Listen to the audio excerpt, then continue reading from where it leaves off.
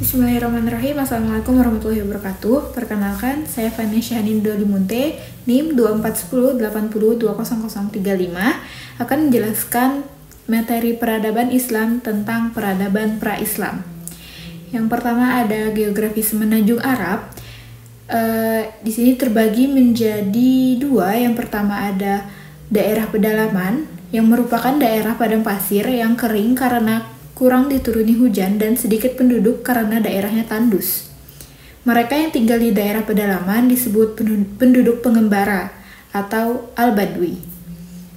Dan yang kedua, ada daerah pantai di pinggir laut. Di bagian tengah dan selatan, hujan turun teratur sehingga subur ditanami, yaitu daerah Hijaz, Yaman, Hadramaut, Oman, dan Bahrain.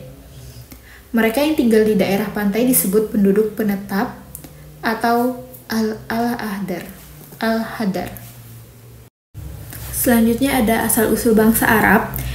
Bangsa Arab berasal dari ras Samiyah dan terbagi dua suku. Pertama ada suku Arab al-Baidah, yaitu bangsa Arab yang sudah punah seperti kaum Ad dan Samud. Dan yang kedua ada Arab al-Baqiyah, yaitu bangsa Arab yang masih hidup sampai sekarang, terdiri dari keturunan Kahtan dan Adnan.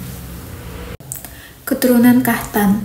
Negeri asli keturunan Kahtan adalah Arabia Selatan. Di antara mereka ada yang muncul menjadi raja seperti Raja Yaman, Raja Saba, dan Raja Himyar. Semenjak bendungan Saba rusak, di antara mereka ada yang menggembara ke utara dan malahan dapat membentuk kerajaan seperti Hirah dan Gasimah. Suku Aus dan Khahraj yang mendiami Madinah juga berasal dari suku Kahtan ini. Keturunan Adnan disebut Arab Musta'ribah, artinya percampuran antara Arab asli yang mendiami Mekah dengan Arab pendatang, yaitu Nabi Ismail alaihissalam. Salah satu anaknya adalah Adnan yang menurunkan keturunan Quraisy, kemudian keturunan Abdul Muthalib, kakek Nabi Muhammad SAW, yang lebih dikenal dengan keturunan Bani Hashim. Ka'bah yang dibangun Nabi Ibrahim dan anaknya Ismail sebagai tempat peribadahan bagi agama Hanif. Kemudian, orang Arab dari berbagai penjuru tiap tahun datang berkunjung ke Mekah, seperti yang diajarkan Nabi Ibrahim, tetapi untuk menyembah berhala yang mereka tempatkan. Menjelang Islam datang, Ka'bah dikelilingi kurang lebih 350 berhala yang menggambarkan jumlah suku di Jazirah Arab. Kepercayaan dan agama. Mayoritas bangsa Arab ini adalah penganut agama Wasani atau penyembah berhala. Dikisahkan bahwa penyebar agama Wasani pertama di tengah-tengah masyarakat Arab adalah Amr bin Luhai al-Khuzai. Dialah orang yang pertama membawa patung dari Syam ke Ka'bah. Setiap kabilah mempunyai berhala sendiri, jenis dan bentuk berhala bermacam-macam, tergantung pada persepsi mereka tentang Tuhannya. Sebagian bangsa Arab ini di Hijaz atau Mekah, Yasrib, Taif, dan sekitarnya sudah memiliki kepercayaan, tradisi, dan pengaruh tiga agama besar saat itu, yaitu agama Yahudi, Kristen, dan Zoroaster atau Majusi. Politik negara pra-Islam, negara Arab pra-Islam. Terdapat dua negara dikuasa di masa jahiliyah, yaitu kerajaan Bizantium Romawi di barat dan kerajaan Persia di timur.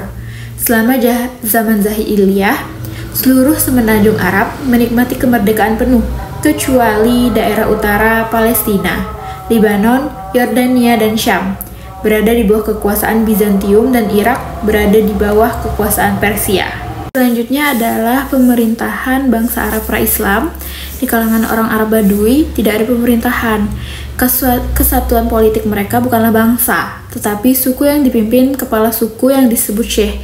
Jadi bagi masing-masing suku terdapat seorang pemimpin tersebut yang disebut syekh.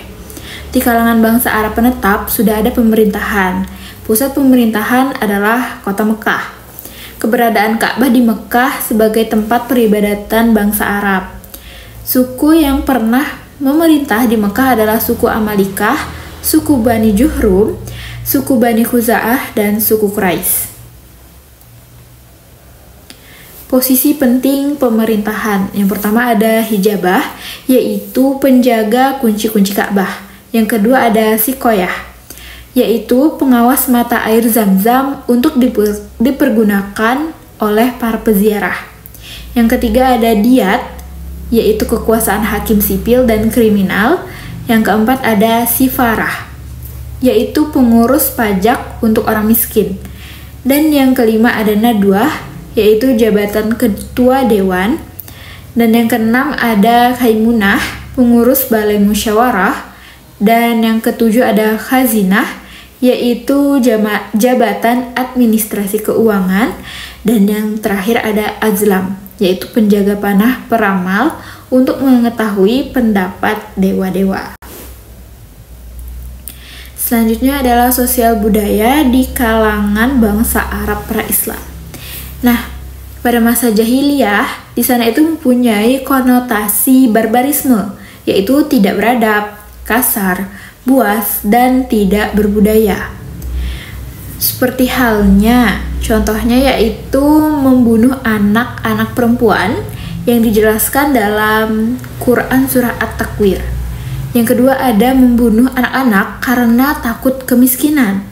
Yang penjelasannya ada di ayat Quran Surah Al-An'am ayat 151. Yang ketiga ada istibla, yaitu seorang suami meminta kepada istrinya supaya berjima dengan laki-laki yang dipandang mulia atau memiliki kelebihan tertentu seperti keberanian dan kecerdasan. Selanjutnya ada maktu, yaitu seorang laki-laki yang menikahi ibu tirinya setelah bapaknya meninggal dunia. Yang selanjutnya ada poliandri, yaitu seorang perempuan yang menikah dengan beberapa laki-laki. Yang selanjutnya ada badal, yaitu tukar-menukar istri tanpa cerai-berai terlebih dahulu. Hampir seluruh penduduk Arab ini adalah penyair. Maka tidak mengherankan bila seni sastra, terutama puisi, sangat berkembang. Para penyair memiliki kedudukan terhormat di kalangan sukunya. Melalui puisi-puisi mereka lah sejarah bangsa Arab sebelum Islam dapat ditelusuri. Selanjutnya ada di bidang ekonomi masyarakat Arab pra-Islam. Karena kebiasaan orang-orang Quraisy, yaitu kebiasaan mereka bepergian pada musim dingin dan musim panas. Quran Surah Quraisy ayat 1-2. Yang kedua ada orang Quraisy biasa mengadakan perjalanan terutama untuk berdagang ke Syam pada musim panas, sedangkan pada musim dingin mereka berdagang ke Yaman. Yang ketiga ada Jazirah Arab, terletak pada jalur perdagangan antara Syam dan Tiongkok atau Cina. Dan yang terakhir ada pelabuhan-pelabuhan laut dan pos perbatasan Palestina dan Transjordania menelusur bagian tengah pantai-pantai Laut Merah terus menuju ke Yaman. Nah, kesimpulan dari materi masyarakat Arab pra-Islam adalah peradaban Arab pra-Islam dikenal pula dengan sebutan era jahiliyah atau kebodohan. Sebutan ini bukan hanya disebabkan kebodohannya dari berbagai sisi dan tidak beradabnya saja, akan tetapi disebabkan tidak adanya pengetahuan tentang agama, tata cara bermasyarakat, perpolitikan, dan juga pengetahuannya mengenal esanya Allah Subhanahu wa Ta'ala. Selain itu, dari sisi fisik, manusia zaman itu lebih sempurna jika dibandingkan dengan orang-orang Eropa dari beberapa bagian organ tubuhnya. Begitupun dari segi pertanian dan ekonomi yang sudah lebih maju. Selain dari faktor teologisnya, masyarakat zaman itu juga mempunyai berbagai karakteristik yang khusus yang membuatnya semakin kuat kesan bodohnya atau jahil. Periode ini merupakan masa yang belum kenal kepada agama ketauhidan, yang menyebabkan moralitas masyarakat saat itu sangat minim sekali. Nah, dari hal tersebut dapat dilihat bahwasannya peradaban masyarakat pada saat itu sungguh menyedihkan. Karena adanya berhala yang tidak berdaya disembah, pemerintahan yang kejam yang tidak memperhatikan rakyatnya, wanita seperti tidak ada harganya, menikah sesuka hati tanpa ada batasan poligami, sama siapa saja boleh berkumpul, dan sebagainya.